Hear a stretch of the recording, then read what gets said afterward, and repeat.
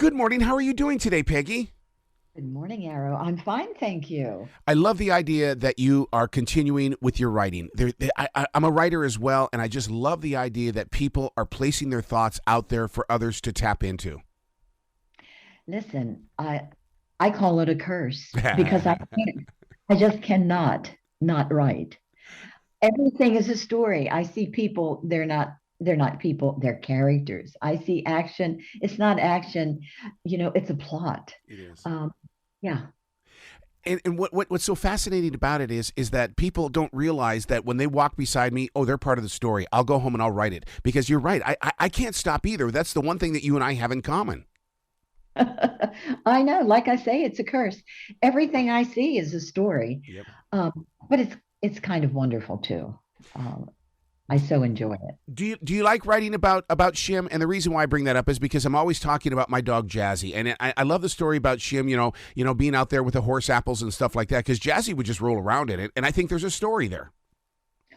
Oh, she loved rolling in it. And even more, she loved eating it. And Oh, I'm sorry it's so early in the morning to bring this up, but really, the fresher, the better. And paper products. Oh, she loved paper products, especially from the bathroom waste can. yep. Yep. Yep, yep. I have a picture of one of my Maltese where Harold was in there and he was playing around with the toilet paper. And it's like, you're not in trouble. I just want to capture the moment so I can laugh about it for the rest of my life. Listen, nothing's better than a nice pet. We've had dogs all of our lives. I can't remember a time when we didn't have a dog. Now, who's the one that came up with the title of the book, Vacuuming in the Nude?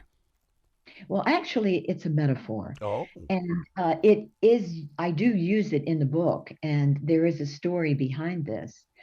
But I had chosen a different title for the book. And when I shared the book with Mike and he read it, he said, oh, Mom, your title is buried back here. It's Oh. vacuuming in the nude. And once he said it, um, I knew he was right. Well, It, he it turned out to be a real, a real attention getter and eye catcher. well he's always had that eye and that ear for things like that. I mean, because he's got to be that. It's not that he's a perfectionist. He's just aware of what sells to the real person. He is, listen, he has been saying to me for years, Mom, you have to know your audience. Yep. You got to get the temperature of the room, before you even begin to speak.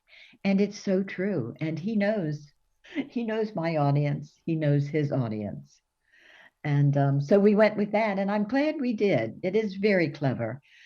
And he does a podcast. I guess you know Mm-hmm. that. Mm-hmm. And I am a character. I am a guest on his Yes, you podcast are. Yes, you are. time to time. And apparently people enjoy it when I'm on. And one day we were talking about my writing journey, and I mentioned a poem I had written years ago when I was teaching, and he had me recite it. And then he made a comment, something like, well, wouldn't it be nice if one of my listeners out there were an illustrator Mm. and could send an illustration of the poem? Well, sure enough, a man named Jamie Buckley sent the most adorable drawing. The poem was called Turtles, and the first few lines were turtles are pokey wherever they go. They carry their houses. That's why they're so slow. Well, Jamie sent me a picture and sent Mike a picture of a turtle with a little house on his back. It No. was perfect. So, if we do a book of poetry, we certainly are going to include that. So he did the drawing for the cover. Wow. Poetry is the reason why I do write. And I set out to write a book of 1,000 pieces of poetry. The problem is, though, is that everything around the poetry had a deeper purpose. I mean, when you write poetry, do you study everything that's going on in your writing around it, or do you put focus only on the paragraphs? Well, I'll tell you, I began writing poetry when I was teaching. Hmm. I was fresh out of college, and I wanted to introduce a unit on animals. And I looked everywhere for an appropriate poem for motivation. I couldn't find one, so I wrote it. I wrote the poem about turtles. And it was a wonderful way.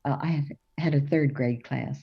It was a wonderful way to introduce a unit or vocabulary or a concept. Children respond to They poetry. And do. then I wrote some naughty kind of poetry for the boys, something a little edgy, and they loved it. Mm. So that really got me started with poetry. But through the years, I've switched, from poetry to human interest and humor. Do you still find your poetic touch inside that writing? And the reason why I bring that up is because, I mean, I understand that, sharing stories and experiences and stuff like that is what, gathers the attention of the adult. But I still love that musical little flavor that poetry can be placed inside what we write. Oh, absolutely. Absolutely. There is poetry to our writing. Yep, I Yeah. agree. Yeah. One of the things that you write about is the challenge of aging. I'm one of those weird people that enjoys getting older, and because I've waited my entire life to get up here. What's the challenge for you? Oh, my goodness. When I started writing, well, when I published my first book, Yeah. I began doing book presentations. And I learned pretty quickly that at the age of 80 and 82 and now 84, my recall is not quite Yeah. what it used to be. Yeah. So there are times when I can't find the word I want. It's funny, I was in front of a group one day in the library and I couldn't think of the word podcast. It was a Q&A and I finally fessed up and I touched my head and I said, "Oh, old brains." Somebody from the back yelled out, "Well, what does it mean? Tell us what it means." So I said, "Well, it's when somebody records a story or an interview and shares it. And when you're out walking, you can put your headset on and listen to it." And then somebody yelled, "Podcast." Interactive charades, and it was fun. So every now and then during my talk, I pretended to struggle for a word and Yeah. somebody would shout it out, and it was fun. So there is that.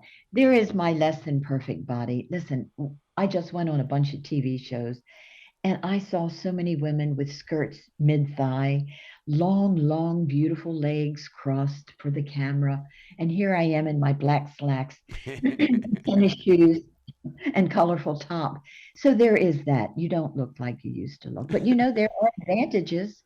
There are advantages to being older. I've never been part of the Me Too movement, Right? and I've never had a problem with sexual harassment. Plus, I always call it the Yoda moment. Yoda did not become Yoda without the experience. So it's like even if you're having a bad day, it's just take it in and learn from it. You're so right. You are so right. Every day is a new adventure. Just getting back from New York, I sat down this morning to write something, and I was thinking to myself, my God, what an adventure New York City was. I was Yes. by and far the oldest person I saw while I was there. It is a young city. The restaurants are young. I was the oldest person in the restaurants we went to. But my husband and I moved into a senior living facility a little over a year ago. So we are just one of many old people here. So it's a comfortable place to be. When you were in New York City, did you notice that everybody has English bulldogs? Because when I was up there, I was like, what? Come on, aren't there any other dogs in the world? No, I didn't see any English bulldogs, but I did see some bulldogs. Oh. Um, we stayed in a hotel that was directly across the street from St. Patrick's Cathedral. Oh, wow. I'm telling you, Mike was originally in a room across the hall from me, and that first day he came over and he said, "Okay, Mom, we're changing rooms. Yeah. You're going to have the view." So he gave me the room with the view, and he had the room with the brick wall. So Well, congratulations on your book. I look forward to sharing conversations with you many, many, many more times in the future because you're right. You have been bitten by the writing bug, and I'm glad you're not putting down the writing instrument. not at all, not at all. They are a big part of my life. Absolutely. Be brilliant today, okay? Thank you, Arrow. I'll drive by.